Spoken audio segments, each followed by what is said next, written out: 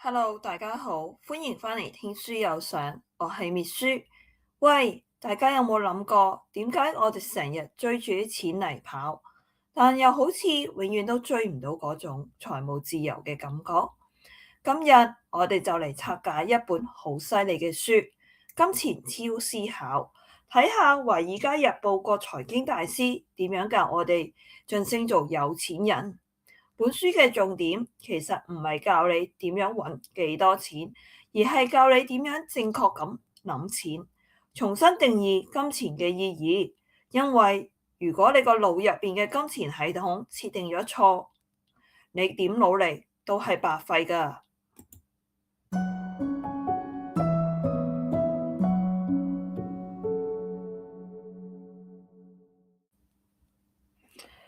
財富嘅22個諗錯嘢嘅陷阱。作者話：我哋好多人都跌咗喺呢22個錯誤思維入邊。咁我就抽咗幾個最重 point、最常見嘅嚟講下。第一個，錢係萬能嘅救星。好多人以為我有錢之後，所有問題都會自動消失。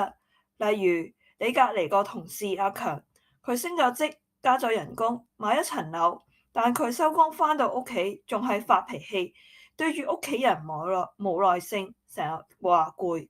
點解？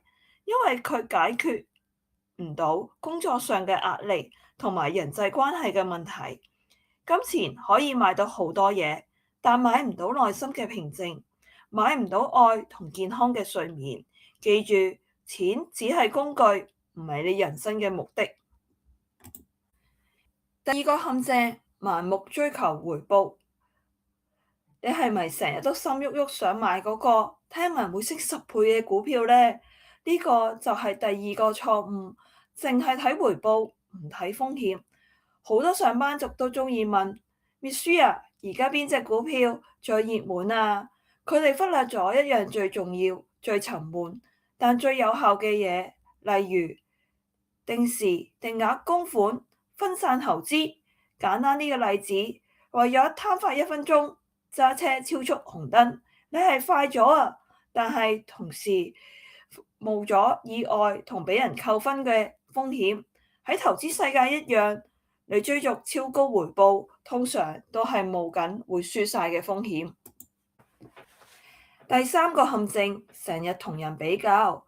我哋好中意睇 Facebook、Instagram， 睇人哋去旅行、食好西、換新車，然後就覺得自己好失敗。例如你買咗架代步車已經好夠用㗎，但你見到你嘅舊同學阿 Ken 買咗最新嘅 Tesla， 你個心就覺得好酸。呢種比較係財富嘅黑洞，因為你永遠都會有比較對象，永遠都會唔夠。你要做嘅嘢係定義自己足夠，而唔係跟住人哋嘅標準去跑。晉升有錢人嘅12個最後建議。好啦，講完陷阱，我睇下呢本書最後嗰12個建議，學下點樣正確去諗同埋用錢。第一個建議，時間永遠都比金錢貴。呢個真係金句嚟㗎。本書話，我哋應該將金錢用嚟買時間。例如係咪值得為咗慳個幾十蚊，自己搭幾個鐘去攞件貨，而唔係俾錢速遞？係咪值得自己攰到死都要煮飯，而唔係間中叫外賣，爭取多啲時間陪屋企人，或者自己睇書進修？當你用錢買到時間，你就可以用嗰啲時間去投入更有價值嘅活動，或者用嚟休息回電。